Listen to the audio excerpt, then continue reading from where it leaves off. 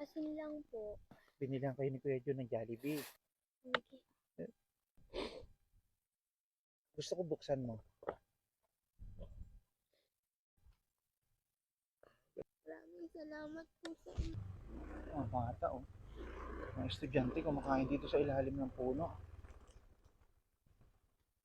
Ano ginagawa niyo dyan? O, bakit kayo dito kumakain? Nahihiya po kami kumain sa school po namin kasi wala po kaming ulam. Anong ulam niyo? Asin lang po. Asin lang? Anong pangalan mo? Krislin po. Rislin. Ikaw kuya, anong pangalan mo? Raisen po. Ano kayo? Magkapatid po. Magkapatid. Anong grade ka na? Parehas po kaming grade 4. Parehas kayong grade 4. Opo. Ilang taong ka na? Ako po 12 kasi po huminto po ako. Ikaw, 10 po. 10 years old. Kaya kayo dito kumakain dahil nahihiya kayo? Opo. Saan kayo nag-aaral? Doon pa po. Abang naman to guys, dalawang magkapatid. Kung nahihiya silang kumain dahil wala silang ulam. Asin lang ang ulam nyo? Opo. Ganun din po kahit sa bahay po namin. Lahat po ng pamilya ko po, ganun din po ang ulam. Asin din? Opo. Saan ba nagtatrabaho ang iyong magulang? Mama ko po sa bahay lang po, yung papa ko extra lang po sa mga trabaho. Pangarap ka ba sa buhay? Opo. Ano pangarap mo? Gusto ko po makapagtapos para lang po matulungan yung pamilya ko po. Okay lang yan. Huwag kang mag-alala. Matutupad ang pangarap niyo ha. Mag-aaral lang kayo mabuti. Huwag kayong mahihiya. Tuloy nyo lang yung ano nyo, yung pangarap nyo sa buhay. Pati ako naiyak na si Kuya Jun sa inyo. May awa ang Diyos. Makakaahon din kayo sa hirap. Huwag kayong mamawalan ng pag-asa. Kahit ang ulam nyo ay asin, basta kayo magsisikap balang araw. Hindi asin lang ang uulamin nyo. Kakakain na kayo ng masasarap na pagkain. Basta magsikap lang kayo sa pag-aaral nyo ha. Anong oras ang pasok nyo? Ano po, 7:30 Hanggang hanggang 3:30 po. ng hapon. Eh paano yung pag-recess nyo? Anong kinakain nyo? Wala po. Ano ba kayo magkakapatid? 6 po. 6. Ikaw ang panganay. Ikaw, pangalawa. Opo. Ganito na lang. Hintayin nyo kami dito. Pupunta lang kami dyan sa bayan. Malapit lang naman.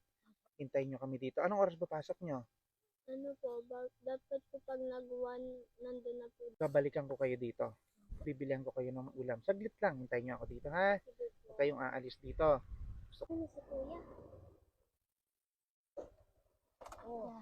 Kuya, akala po namin hindi na po kayo babalik eh. Ay, babalik ako kasi pangako ko sa inyo, di ba? Opo.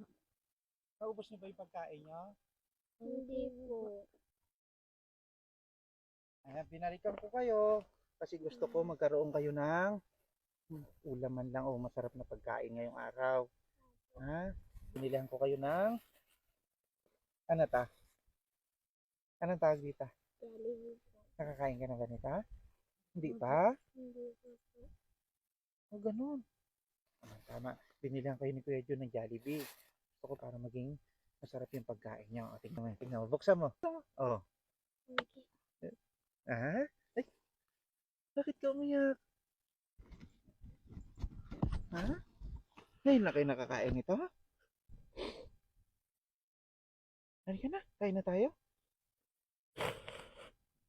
Ayun guys, talagang naiiyak tong dalawang magkapatid na to. Talagang hindi pa sa edad nila na to, hindi pa sila nakakain ng Jollibee.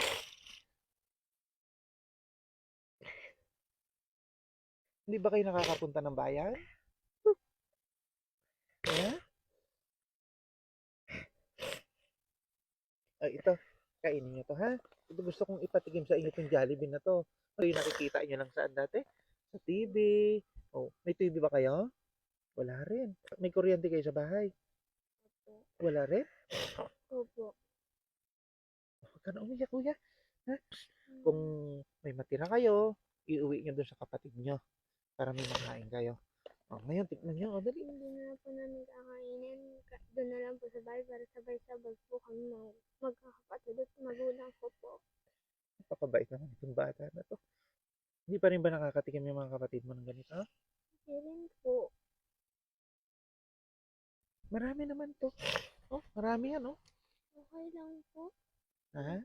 Doon na lang po kami kakain para sabay-sabay po kami. Grabe yan, ha? Ganito katindi itong mabait itong mga batang ito. Inalala pa nila yung magulang nila at kapatid para lang magsalo-salo sila dito sa binili namin. Ano ba lagi ang ulam nyo? Ganyan po, yung mga asin, tubig asin lang po. Pumapasok kayo, yun lang yung ano nyo? Opo. Yung kakainin nyo? Opo. Pera, may baon ba kayong pera? Wala rin. Wala po. Kung makikita nyo, ito yung binili natin sa kanyang manok. Ito, chicken. So, para makakain sila. Tingnan natin yung kanilang kinain. So, ito guys, yung ulam nila, ang asin. Bukod dyan, di ba wala kayong baon? Opo. Teka, hintayin nyo ako dyan ha, may kukunin lang ako sa motor. Opo. Ito, Chrislyn, di ba mayroon kayong may ulam na kayo, may kanin na rin dyan. Wala kayong baon palagi. Opo. Ito, may regalo pa si Kuya Jun sa inyo. Ha? Opo.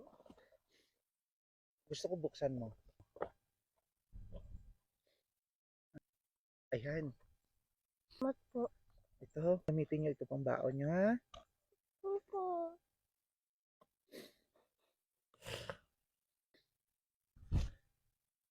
Nagdadamayan sila talaga magkapatid guys. Kung mapapansin nyo, nadamaya yung ate niya kasi umiiyak. At hawakan nyo ni Maraming salamat po sa inyo. guys. Ngayon ka lang ba nakakuha ng ganitong pera? Opo. Ito magagamit nyo ito pang baon. Ngayon lang din po kami makakain ng mga Jollibee po. Salamat po at nadaanan niyo po kami dito ng kapatid ko po. Malaking tulong po itong naibigay niyo po sa amin. Basta mag-aaral kayo mabuti ha. Opo.